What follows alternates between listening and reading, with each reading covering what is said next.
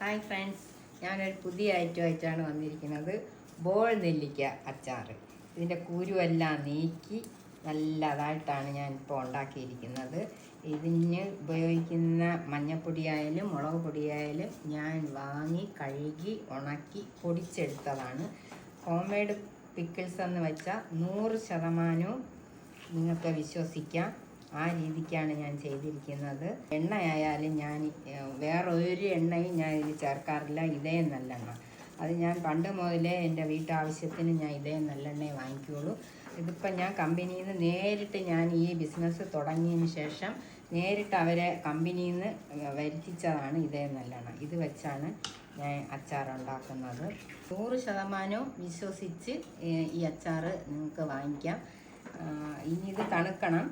ഉണ്ടാക്കി വെച്ച് തണുക്കാറായി. ഇനി ഇത് പാക്ക് ചെയ്യണം. പാക്ക് ചെയ്ത് നമുക്ക് ലേബലെല്ലാം ഒട്ടിച്ച് അയക്കണം. അതിന് വേണ്ടി ഇത് വെച്ചേക്കാണ്.